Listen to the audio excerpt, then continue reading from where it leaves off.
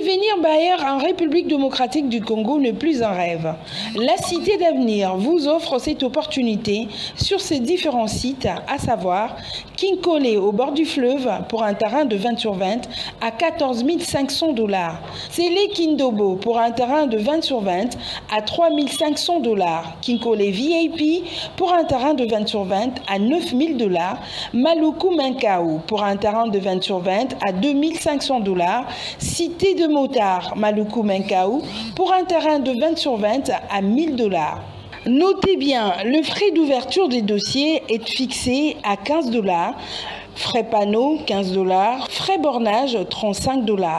La compte est fixée à 15% pour le site de Kinkole au bord du fleuve et le site Kinkole VIP. Les autres sites, le frais d'acompte est à 10%. Attention, attention, les parcelles sont en vente à crédit et pour une échéance de 12 mois. Nous sommes situés au 4256 avenue Caniveau, quartier Beaumarchais, dans la commune de Barumbu. Pour tout contact, appelez au 082 36 90 409 097 580 51 06 082 222 63 21. La Cité d'Avenir, c'est assurer l'avenir de votre famille. Il est temps que nous puissions vous servir dans le cadre de votre émission ici sur les phares télévision, votre émission au centre également. Vous pouvez également nous suivre sur notre chaîne YouTube au centre TV. Abonnez-vous massivement, car c'est votre programme ici sur les phares chaque jour à partir de 14h30 jusqu'à 16h. Rediffusion 23h chaque jour. Ici, nous sommes là pour vous. Si vous avez vos spots, vous avez vos éléments, vous voulez que nous puissions parler de vos produits, de ce que vous faites, faire des reportages, appelez-nous.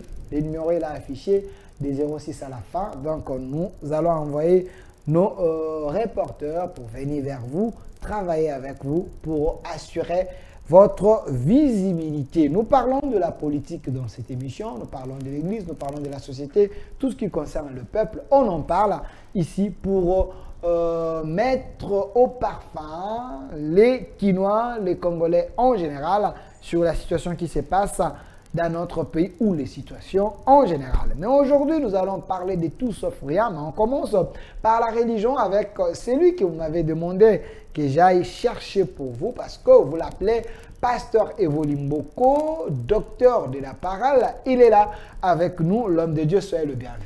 Merci, journaliste.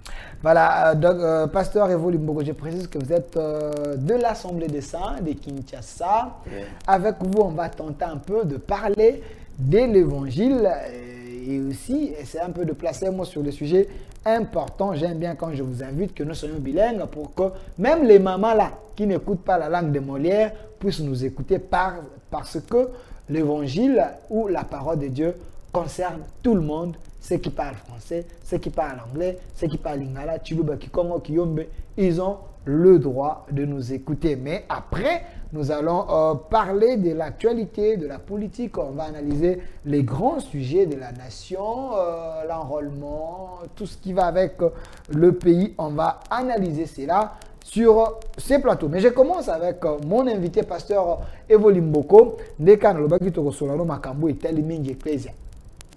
To retenir trois points au toko solana yo. Pe bandeko baza kolanda biso na kofongola téléphone. Bako benga en direct. Bako kapena ko tuna mituna na bango. Et paye na yo en direct par rapport à makambo toza kosolola. Mettez les unités.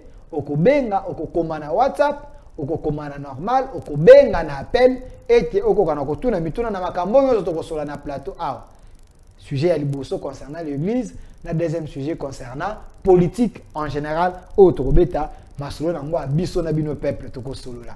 Voilà pourquoi cette émission de au centre, tout tika la kana katikati to sola na bino peuple. Alors, Pasteur Evoli Mboko, eloko liboso to ya mbaka frère moko awa comme mon frère Jonathan. Alors, qui était le nom de Jésus ne sauve pas. Et puis Jésus-Christ, Azali, prophète, ce n'est pas un Dieu. Il n'est pas Dieu. C'est l'envoyé de Dieu. Azali a même titre, Moïse, et j'espère que tu vas répondre à la question. De deux, tu vas la sanctification. Dans la carte d'église, nous avons des pasteurs. nous avons les serviteurs, bateau, bazakana sacerdoce. Mais c'est comme si l'église où il y a un musée à Dinabala, où il y a Kala, mais l'église où il y a Lelo, où il y a Android, c'est comme si sanctification est vraiment na kati, il y a basali anzambe. Sanctification, on a dit que mutazo banga masumu, mutazo banga kosala mabe, et comme il est normal. Pasteur, comme au côté à boîte, habité à quel cas fidèle, à quel côté à bango. Tout ça qu'on yo, selon la Bible, est-ce que la Bible peut subir la révolution de la modernité? La Bible faut être à l'endenge, to yebela yango. Troisième question, to kosolana yo, et par rapport à la fête yamboula. Quelles sont les fêtes recommandées dans la Bible et dans la Sainte Doctrine? Mouto azali chrétien.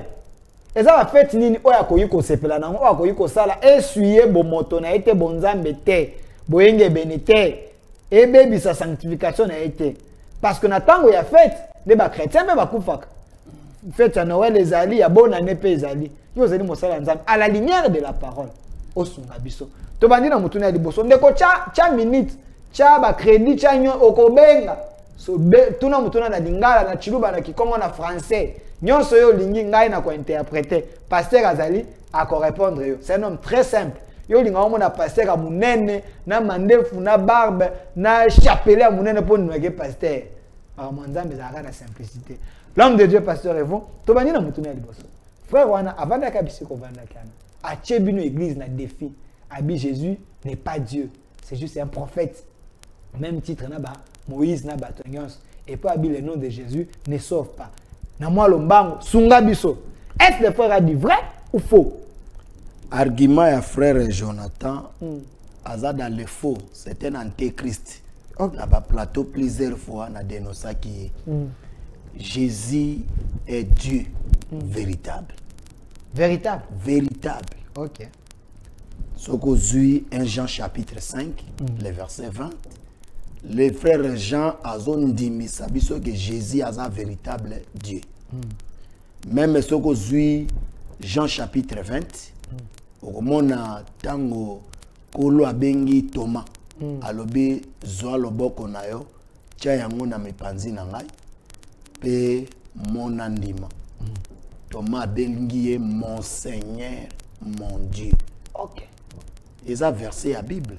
Mon Seigneur, mon Seigneur, mon Dieu. Mais natango akala pe na Bible bazali ko benga ba papa te mon Seigneur, mon Dieu zaka na ndenge ali memia ya kotosa mobali natango akala. Bengi pena nzambe mokeli. Ya nzambe mokeli. Même Ésaïe chapitre 35. Même Ésaïe chapitre 9. Écriture obi ke mwana oya kobotama ba kobenga ye Dieu conseiller prince de paix, l'enfant qui sera né, okay. On l'appellera Dieu puissant. Moi nango ba pesi signe akobotama et pas une vierge. Okay. Parce que la prophétie est que s'accomplit dans notre moni Marie vierge azuzem ya Saint-Esprit.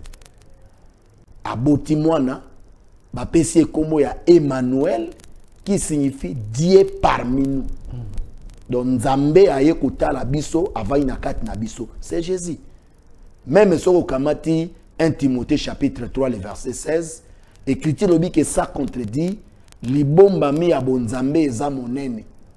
Nzambe a komi moto, Nzambe a monani. Nzambe moto eza Yesu. Donc ba verset eza tellement légion. Le nom de Jésus sauve. Ya le ne sauve pas. Sauve. Azali, omoni ozosa la doctrine na makambo za la maîtrise nangote. OK. Sogo zui Actes des Apôtres chapitre 13, le verset 23. La Bible dit c'est de la postérité de David que Dieu selon sa promesse a suscité à Israël un sauveur qui est Jésus. Un sauveur. Un sauveur qui est Jésus. Bah, téléspectateurs, baza bazu ba Bible la bango. Vérifiez à la maison parce que vous avez Actes des Apôtres chapitre 13 le verset 23. Le texte confirme que Jésus est le sauveur. Bon, ce qu'on lobby que Jésus est sauveur, au son ina verset. Te ya lobby boy. A lobby Jésus n'est pas le sauveur. Le nom de Jésus ne sauve pas. La preuve année, à Tchébino a défi. Alors, avant Mbotama et Jésus, il y avait des Jésus au Bazalaki. Abi Josué, ceux qui ont une étymologie, et l'accepté Jésus. Alors, Barabbas, entre Pilate, Barabbas et Jésus, il y a Pilate. Nani Bachana croix. Barabbas, comme on est Jésus. Abi na généalogie, il y a Jésus, avant Jésus. Koko na yemoko kala, ça rappelle na combo ya Jésus. Mais ba combo na Jésus wana, et ça va sauver. Abi la personne qui sauve, ce n'est pas le nom, mais cet enfant oh ayaki wana, la personne de l'enfant Jésus, cet enfant Jésus. Alobi l'enfant oh ayaki wana, azaki mwana ya promesse. Mais eloko ezaki ko sauver za kombote, mais c'était plutôt la parole oh evanda ki katinaye, c'est cette parole qui sauvait. La preuve année, il y a ce botamaki deux fois. Botamane a dit bosso.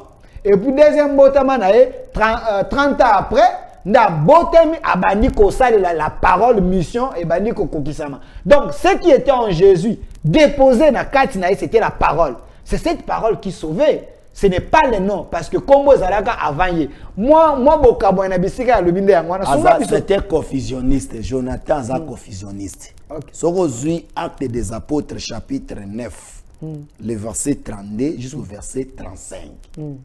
Pierre a commis à ABC est né à Zalaki paralytique. Un homme paralytique, malade, banda 8 ans.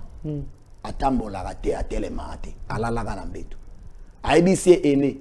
Jésus-Christ te guérit. Lève-toi. Ok. Est né à Télémi. Jésus-Christ te guérit. Alors, il a la parole. Jésus-Christ te guérit. Lève-toi. Ok. Est né à Télémi. À Tambouli. Là, c'est un. Ce que deuxième argument. Ce qui est tangi dans Actes des Apôtres, chapitre 16e, le verset 18. Balobi que Paul Azalaki fatigué a retourné pe abandi kolobana esprit où Azalaki ko animer une femme esprit mabé a ébissé je t'ordonne au nom de Jésus-Christ de sortir de cette femme et l'esprit sortit au nom de Jésus-Christ. Au nom de Jésus-Christ. Paul. On a versé maintenant. Acte des Apôtres, chapitre 16, le verset 18. Vérifiez à la maison. Vous avez bien Jonathan, le beau-père a raison. Acte des Apôtres, chapitre 16, le verset 18. Le frère Paul a longoli moli momabe nakati ya mwasioyo au nom de Jésus. Bon, ceux qui ont dit que le nom de Jésus ne sauve pas, mais cette femme a oublié la Jonathan. Ok. Pour y amoni, pour y vivre kazalaki na molu mabe, kombo ya Yesu et longoli molu mabe katinai. Et né, il y a Acte des Apôtres chapitre 9, a oublié la Jonathan bate ngana zaki paralytique. Narala kana mbeto 8 ans. Jésus-Christ wana non Jésus-Christ et guéri ninga na boaki mbeto na tamboli. Tolo beloroni. Ce qui me met aux yeux écriture ya Acte des Apôtres chapitre 27, on remarque que Saoul a prêché franchement au nom de Jésus. Au nom de Jésus. Saoul a bengami Paul prêchait au nom de Jésus. Franchement au nom de Jésus. Donc akamat penda ba écriture azotali sango eza Yesu. C'est que Jésus a prêché, évangile les autres prêché Jésus. OK. Pasteur, parce que nous avons 3 sujets sur la zongi na moi si ma poete bande ko bazo noter ba ko benga pe mituna na mona za kota ba ko tuna mituna. Parce que frère Jonathan lobi Jésus n'est pas Dieu. Dieu le Père, Azanzambete, c'est juste un prophète envoyé. La preuve, lui-même faisait le miracle au nom de son Père. Après ici, exemple, le tombe à Lazare. Jésus dit, Père, Père, hein, ça la soko salité, ça la pour un crédit, tu existes. Donc Jésus invoquait son Dieu qui était son Père. Comment un Dieu peut invoquer un Dieu? Dédé à l'obi Yesu, tangu na nini bazobati ça y est. Bazo baptisé babi voix outil likolo et lobby celui-ci est mon fils papa. Voilà, ça prouve que Jésus était un prophète choisi comme prophète nyonso. Est-ce que par exemple mi balé à péché? Comment toi tu peux être Dieu? tu guéris au nom de notre Dieu, au sein de la prière par notre Dieu. Après, c'est argument moussous. Habillé sur ça qui n'a un moto. Le cas battu d'après bané monsieur batinda qui est à nyagu to boya moi qui m'a salango na ngomba soki ya Emmaüs. Ngomba Emmaüs de montagne de transfiguration. Alobi à l'écoute abinzamba longo la coupe oyo et l'équipe passe et l'équipe ni balendi sié pour être akokana kosana. Est-ce qu'un Dieu peut plaire? 3 exemples wana, vous dites quoi? D'abord, nous allons répondre à téléspectateurs. Refus à Christ, il y a kozwa coupe. Et ça prophétique. Okay. Il refusa 3 fois. Première fois, il éloigne de moi cette coupe. Toutefois, il a la volonté, mais volonté dans Jérusalem. Deuxième fois, éloigne-moi cette coupe. Toutefois, il a la volonté, mais volonté dans Jérusalem. Pour la 3e fois, éloigne de moi cette coupe. Toutefois, il a la volonté, mais volonté dans Jérusalem. C'est que Jésus a zobo ya coupe pendant 3 fois. Représentait Dieu dans la Sainte Alliance qui ne voulait pas mourir. Parce que Nzambé dans la Sainte Alliance, dans la dispensation de la loi, les psaumes et les prophètes, refusait la mort. N'a repé ça une illustration. Genèse chapitre 15. Nzambé ebisi Abraham, ebisi Abraham. Moni mabelo yakana. Na opé sangwe pa na yo, pe na postérité na yo. Eza testament. Parce que testament peut kota na vigueur, hébreu azolo ba ke esengeli testataire liwana eza la constater. OK. Parce que esengeli nzambe andi makufa po testament wana ya mabele yakana Abraham azwango. OK. Bon, n'est-ce que nzambe andi makufa nzambe akamati nde ba taureau, ba ngombe, ba pâté, ba pigeon et kufa me ya kufa te. C'est que ezala ki dispensation nzambe azo kimaliwa. Tango alati nzoto bo moto, abantu ko ya ko pesa biso ba mouvement ya explication wana. Yango tozondima ke tango alati nzoto na kombo Yesu. C'est alors que Dieu accepta la mort. Nzambe andi me akufa. Tango komi moto parce que un Dieu eza oyaza na makoki ko pesa vie na ye, personne na makoki ya ko donner sa vie pe ya ko récupérer vie na ye. Ndenge Jean chapitre 10 ezoloba. Donc azana makoki ya ko pesa bomo na ye pe ya ko botola bomo na ye. C'est que Kolo Yesu comme ce Dieu là a pesi bomo na ye par la mort, a récupéré par la résurrection. Alors, comment expliquer si Jésus est Dieu, mais il fait les miracles au nom de son Père, au nom de notre Dieu? Mais je crois Jean 16 azoloba ke na koyebi sabino ouvertement ce qui est du Père. Je ne vous parlerai pas en parabole. C'est l'appellation Père et à parabole. Je vous parlerai ouvertement du Père. Je ne vous parlerai plus en parabole, mais je vous parlerai ouvertement du Père. C'est que le Père tangabenga tata et à parabole. Et à parabole. Ce que tata zaye moko. Le Père c'était lui-même. Jésus est mort à tata, Jésus est mort à moana, Jésus est mort à Saint-Esprit. Donc, vous croyez dans la notion de Trinité? Ganazo croire na Père, Saint-Esprit, Père, Fils, Saint-Esprit dans une seule personne. Jésus. Il est le Père. A ABC Pierre. Na ba disciple Moussa bisi na rotika bino orphelin.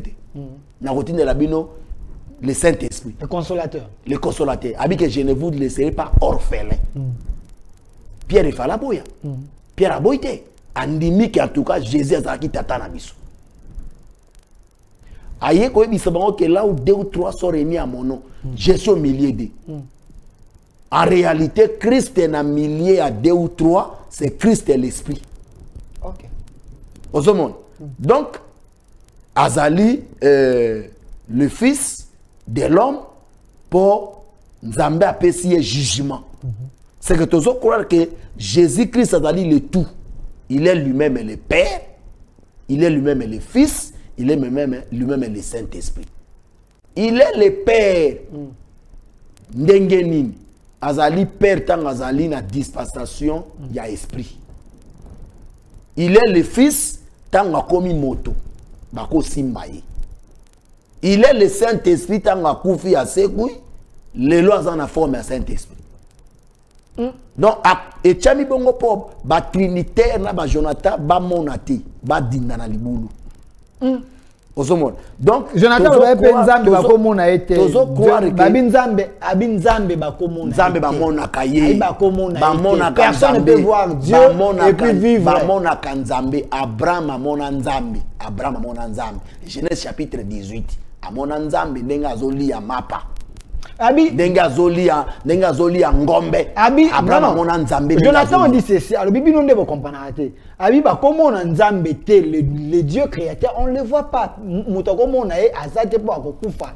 Abi mais nzambe quand il entre dans un prophète a pessi mission n'est pas un prophète. Prophète on doit comme nzambe liboso na bino parce que il détient la parole de Dieu. C'est celui qui devient Dieu. A pessi exemple à lobi nzambe ebisi Moïse, je t'ai fait Dieu devant les enfants d'Israël. Na minute wana devant Pharaon, je t'ai fait Dieu devant Pharaon. Na minute wana Moïse représente l'autorité de Dieu. Il parle de la part de Dieu. Nzambo bomoni na miso ya bato. Mais na lolenge c'est vraiment compliqué de voir Dieu na sens wana. Journaliste nazolo baboy.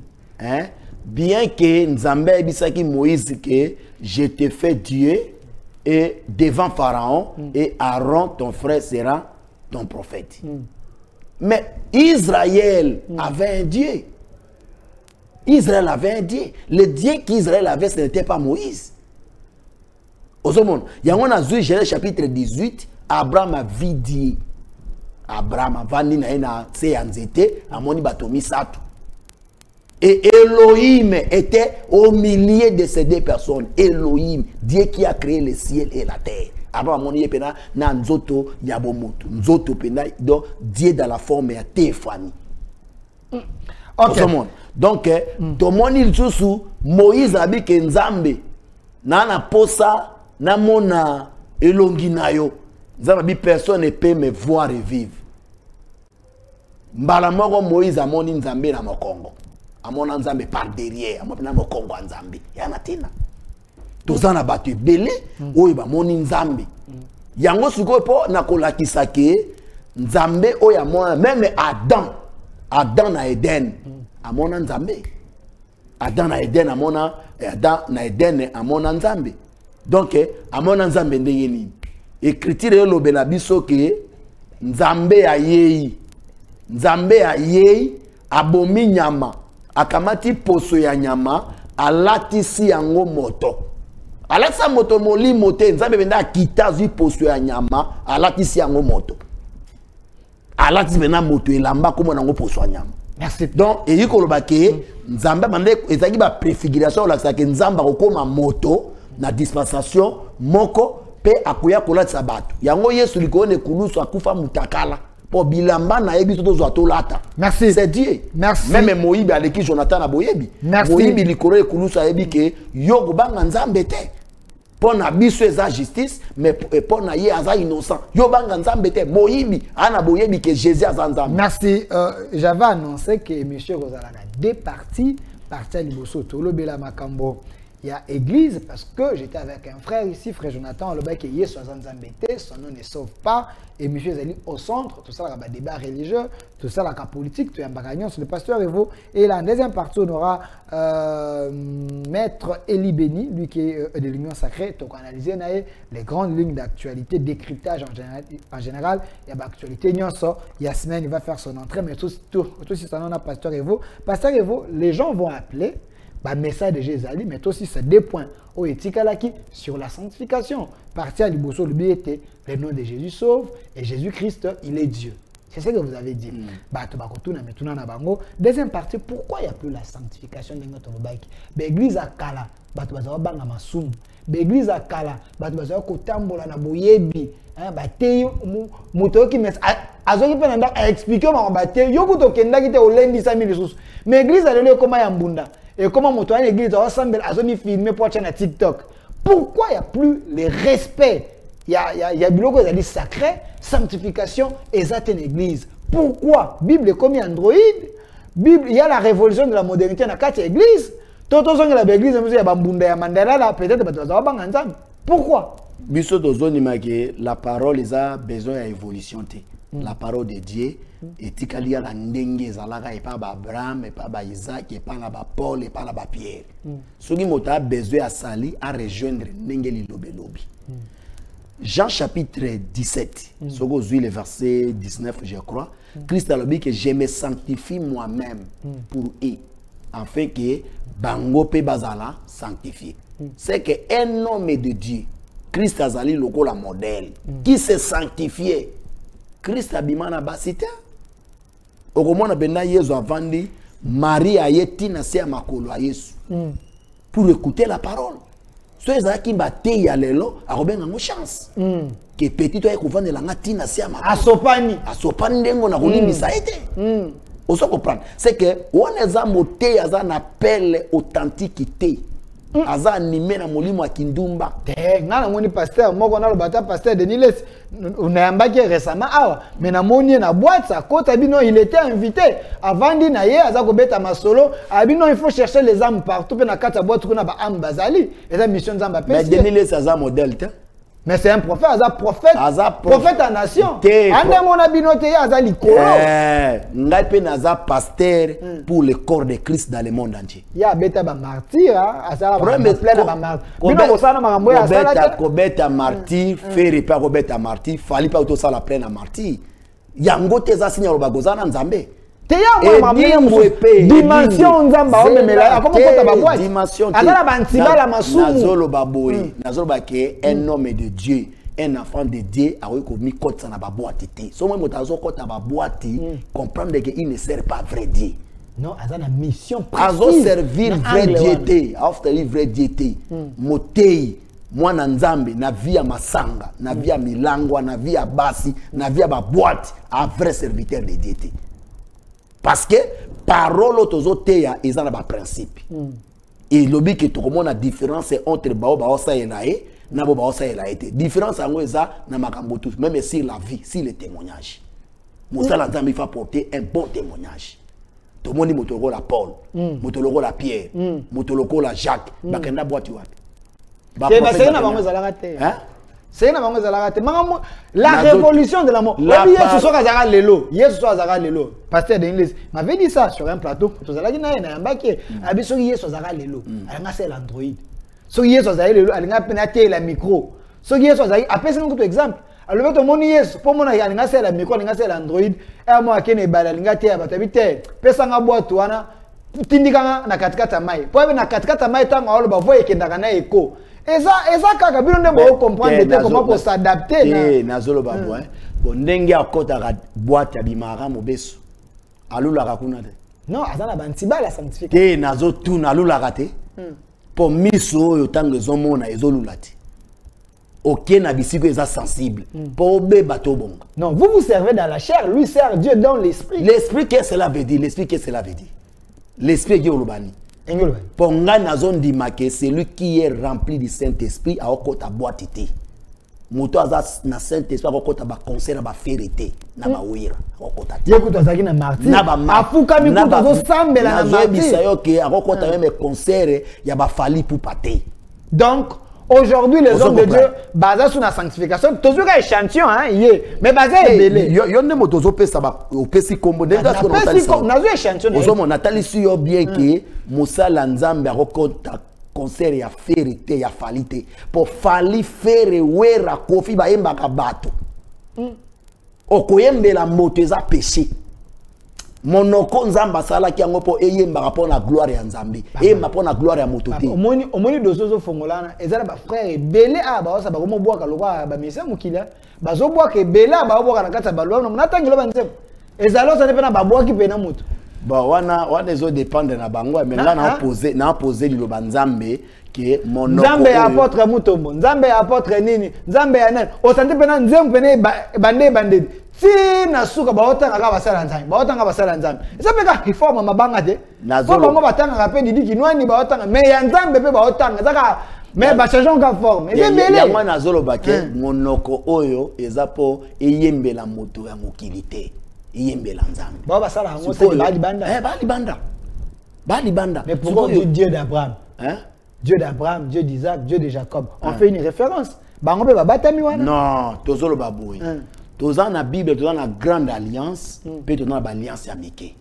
La grande alliance a été conclue dans la croix Golgotha. Bisika oyo, tout le monde Yesu akufi, liwana ye et pesi accès na mototo andime l'évangile à côté na boyoka ni nzambe. Mais toi ce qu'on a petite alliance, lokola yo, lokola nga, lokola mototo azo sambela, azana boyoka ni moko personnel na nzambe. Po nzambe azaka nzambe ya moteite, ape nzambe mondimi. OK.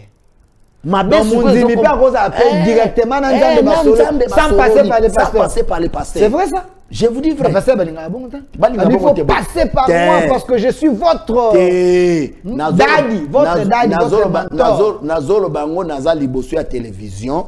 Nzambe oyo akutai na pasteur, ale même Dieu akutai na mondimi, d'abord pour nous scandaliser. Pour nous scandaliser encore. Nzambe na kati ya biso.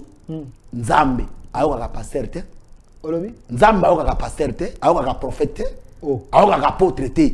Nzambe ayoka ba oyo bazali ko accomplir sa volonté. Soko bazali ko exécuter sa volonté. Oyo nzamba lobi otosi, oyo nzamba boy oboy, oyo nzamba ndimi ondimi, yonde lo samonezo yokana. Okoza mondimi naba, nzamba oyokande yo. C'est vrai ça? Pasteur aotambo na kindumba, aobiki la makamba ote ate, nzamba oyokate. On est dans trafic d'influence. Merci pasteur. Dans 5 minutes na fungola téléphone, botia da crédit boko benga botuni. To comment message pasteur à répondre. Combien on a WhatsApp, combien on a normal, pasteur à répondre.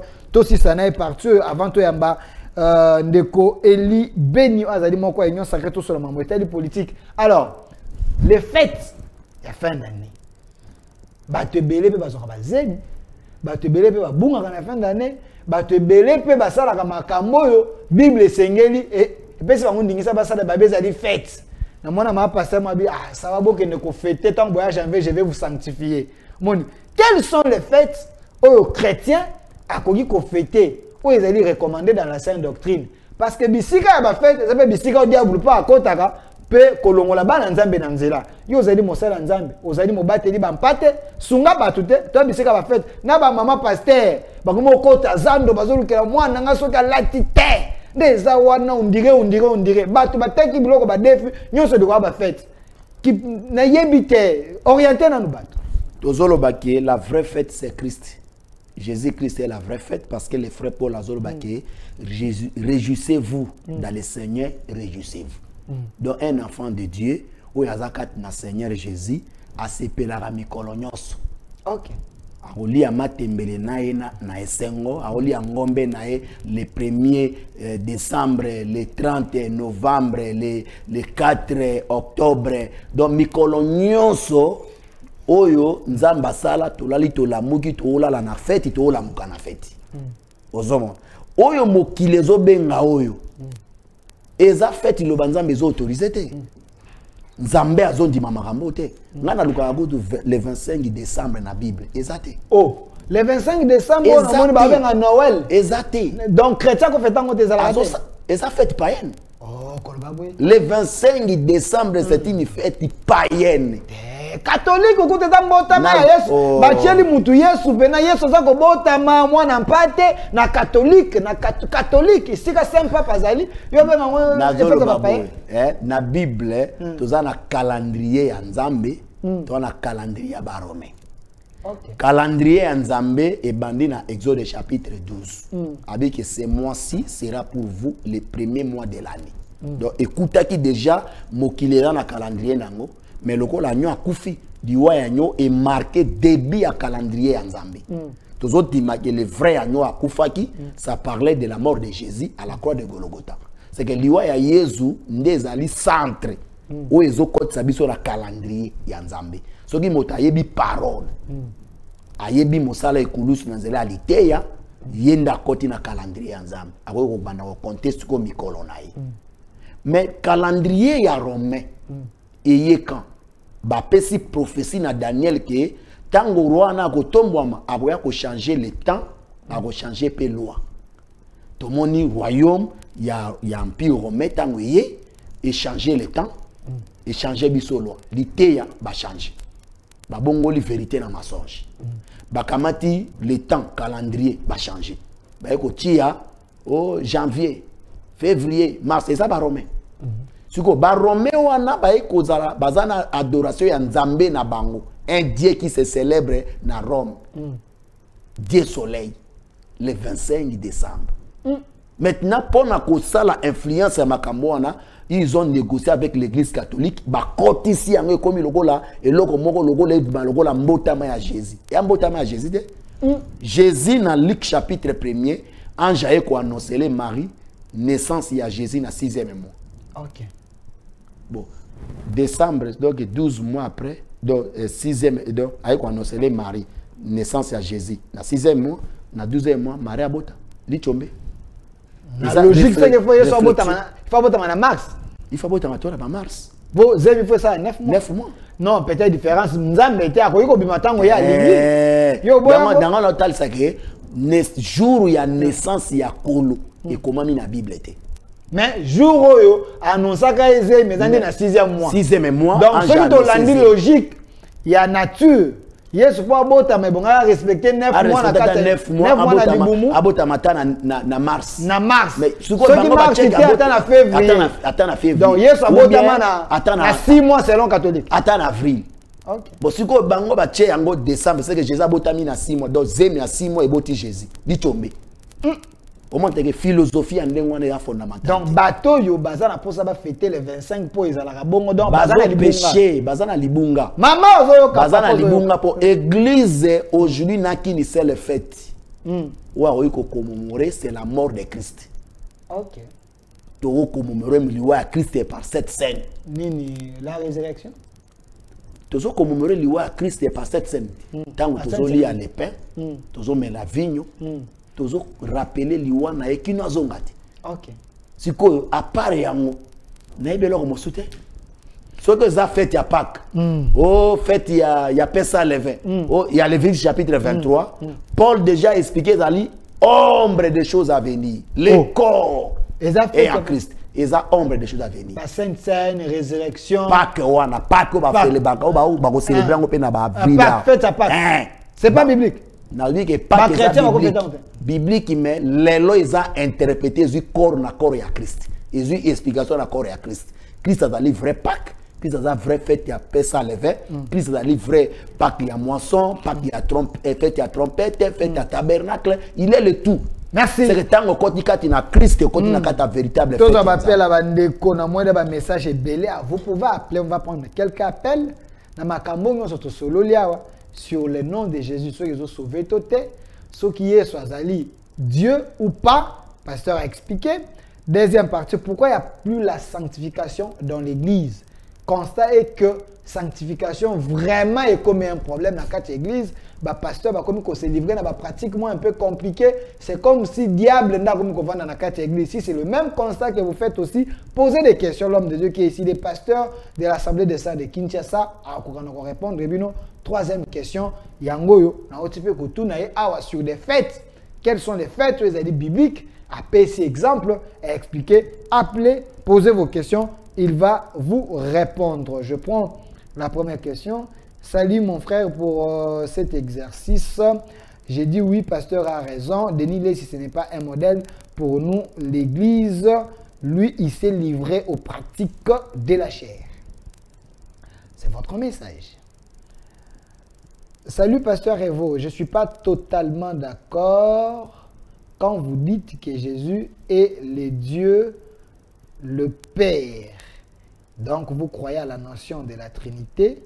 Au moment que Jésus lui-même ne croit pas à cette notion, il reconnaît que son Père existe. La Bible sans reconnaître que Père n'a jamais existé. Il y a des Père dans la carte, au côté de la confusion. Dans la confusion, Jean chapitre 14. Philippe est retourné, mais montre-nous les pères, cela nous suffit. Jésus a dit, ah, Philippe, depuis qu'Alana Vandina Binoa, oui, Bingate, c'est lui qui m'a vu, a vu les pères. Car moi et le Père, nous sommes un. Ok. Il y a vers ça, Bible. Moi, je ne crois pas à la Trinité, je crois à la divinité. Un seul Dieu, Jésus, qui est Père, qui est Fils, qui est l'Esprit. Je ne crois pas à trois dieux.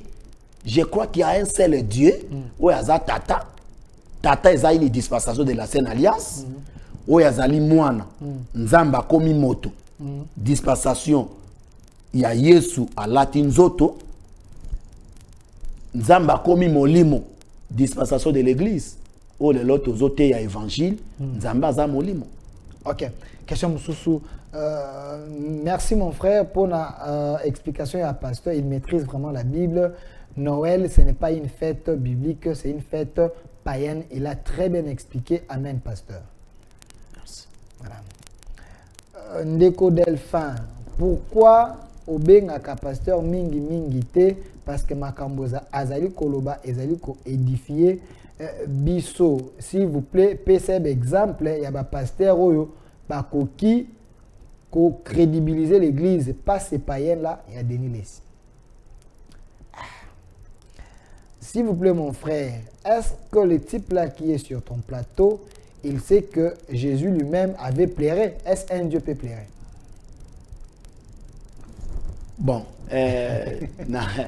na Bible nanga nzamba sekaka, nzamba lelaka, nzamba liaka, nzamba azalaka na kanda na Bible nanga. OK. Émission temps so to ça émission mosu na simawa ba na kopesa ba verset comment nzamba zolela. Dieu pleure comme ça. Est-ce que Nzamba kole yangonde ko atuna? Nzamba est-ce que Dieu peut pleurer? Aleli nini? Nzamba leli. Nzamba lelaka taka mwana peuple na ya azobunga. Kasi la qu'est-ce que zaki na? Il pleure. Jésus azaki na yembo azakolela. Ba caractéristique nyons d'abord Bible bina biso boke divinité, perfection invisible. Ya Nzambe. Ezala puissance éternelle na ye, ezala considéré tango tozomona ba na liso ba ouvrage na ye. Donc Nzamba sala mutubo. Caractère nyonso ya mudia caractère ya Nzambe. Do mona ga mota silikaka, Nzamba silikaka. OK. So moni mutu azo seka, Nzamba azo seka. Voilà. C'est ça la Bible. Ndeko Delphin na sepeli mingi na exercice oyo pesi surtout sala na mosali ya Nzambe mais lingi na yebisa ba catholique oye aza koboya bango nde basali bino Bible oyo bozali na yango. Est-ce que boyebi ete Yesu ba komela bino ba bomba biloko mosusu abala abota selon l'histoire tombe na ye ezali ya ye na ya bana na ye? On a découvert ça dans un pays de la place. Bon, nazina na le moto a tourné question na guerre.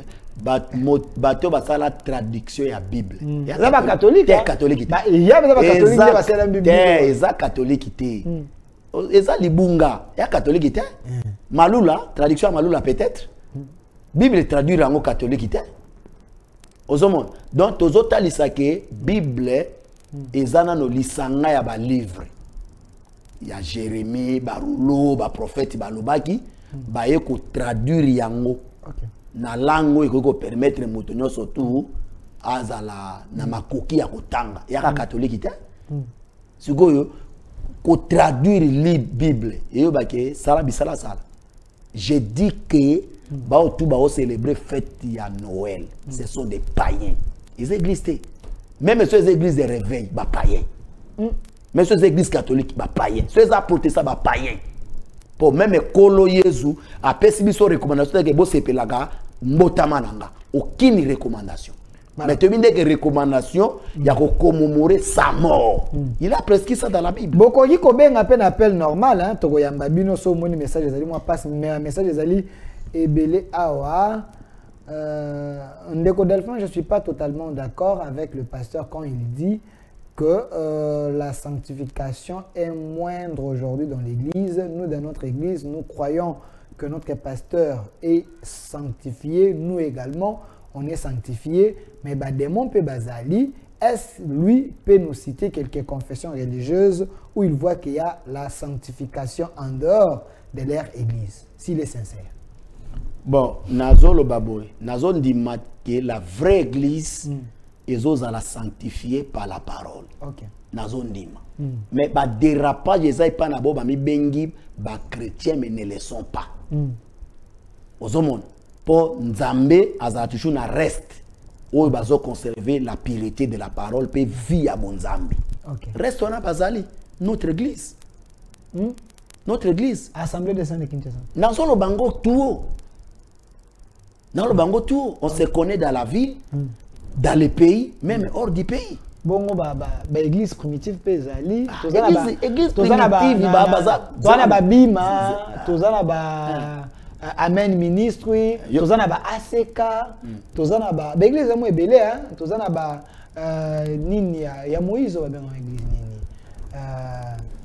Cité Bethel, l'église ezali ebele pour sanctifier. Vous pensez que dans ces églises là nazolo babwa baoti ko funda na ba parquet awa olanda kate be mission nalandaki bosiko yebisanga église mondimi ako funda pasteur na parquet pona makamba kindumba vous croyez ça olobi pona makamba kindumba mondimi ako funda pasteur pona makamba kindumba diable passe akopota pena nzela ba ndimi ko créer pasteur na problème ne faut pas oublier que les diables un apôtre aboyi mwasi na ye akamati ser église a tient na ndako kasi la femme du ministère. Osomon. La femme du ministère. Donc il y a trop d'aventures. Na bateau ami benga ba ba sala nzambe mais ne le sont pas. Soko zuya pour ce chapitre 2e. Église ya Éphèse. Kola bandeko sepé na église on a pour bayebi ko discerner. Ba ba mi bengi apôtre mais baza ba apôtre te. Donc la vraie église lelo ezanalité ya ko ba ke o ya za aventurier. Vina yo soki ezokoka na mateya te aux aventuriers. Liteya ezaka ka debu ndenge ba potre bateya yango. Bana nzambe yo ba osela liteya wana bazali sur cette terre, planète terre bazali. Mais ba aventurier ndi baleki. Ba banami sepele lo ba baza pena ba garder logique na bango. Ba garder logique. Ba utika songo. Nazo ba baza ba aventurier. Baza ba aventurier. D'abord Branham c'est un faux prophète. Avec son message. Oui, c'est un faux prophète. Message nous déjà dans les faux. Écoute, on a Pierre Kassa, on dit ma polygamie. Nani baruta ni ba polygamie. Bango tu baza vous inspirer na brochi. C'est un aventurier. Bon, kasi ba kimbangiste quand même, ça va? Kimbangiste. Est-ce que kimbangiste ba kimbangiste ba ko ba tu ba soutenir Lumumba? Olobi? Kimbangiste, ezaka ndé mona mo ta soutenir Lumumba. Kimbango bochaka kimbango na makamba nzambe te. C'est un politicien. Non, c'est un politicien lokola Lumumba, lokola Mobutu, lokola tous les autres. C'est un politicien. Il a prédit des choses dans la politique. Oyo etika ya politique. Na Bible boya bochaka kimbango te. Mais quand même bon on appelle ce exemple ça passe pour boyango. Vous avez votre représentant sur l'église des réveils tout le bango, l'homme qui est très sérieux, je le vois trop chic. Prophète Dodo Kamba, lui quand même ça va. Ah bon, Dodo Kamba na ebi était Naïbi Dodo combatté. Mais oui, j'ai dit sincèrement. Chef confession religieuse. La chef à confession religieuse. Yo mona bangote na martyr abengi batu nyonso baza ko sambela pona mboka gereza na est yo mona Nazolo baboy. Nazolo baboy. Bate nyonso ba courir ya mbongo. Olobi baza ba kipide. Bazo tambola okende sima mokonza mboka koluka mbongo ti. Bazo memela ye l'orientation. Baluka M23 balongana kibumba prière eza ko ça. Nazokene malembe. Dodo Kamba croit au ministère de la femme. Il contredit Paul. Il croit au ministère de la femme. C'est vrai ça? Mais oui, il y avait un journaliste wa senga kingana Dodo Kamba to ça la débat télévisé na plateau. Na l'artiste TV. Ils sont vérifiables. Il croit à la femme doit prêcher. Mais Paul n'a pas apôtre nyonso na Jésus n'a pas prophète nyonso baza pour que moi ça cause na ministère. Bongo ba maman Emile, ba maman 100 jours, ba maman Olangi, ce sont des femmes qui se sont distinguées. Lelo ba maman Chabani bazali. Mais boza ko yoka musique ya ba lor mbongo ya banani boza ko la édifier.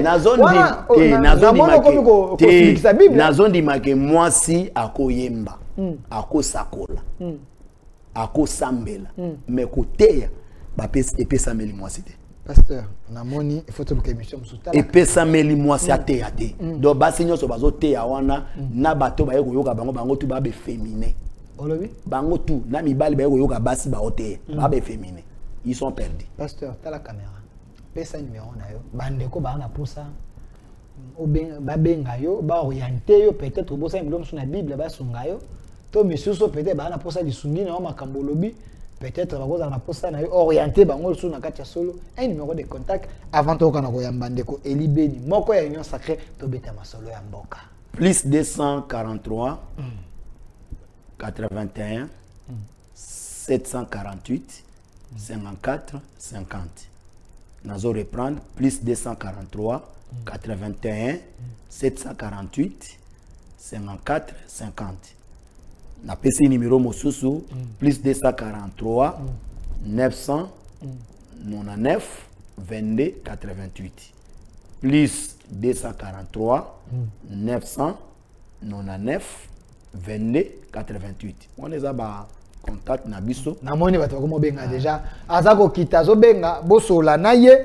Il est là, c'est un homme que je connais et je pense qu'il peut vous orienter, prier pour vous, peut-être que des questions partager c'est pas un problème. Ba benga ba kozoyo mo pona moins déjà et uti ko sonner ka. Ba ozanga mo biso za ma motel que secrétaire a simbité.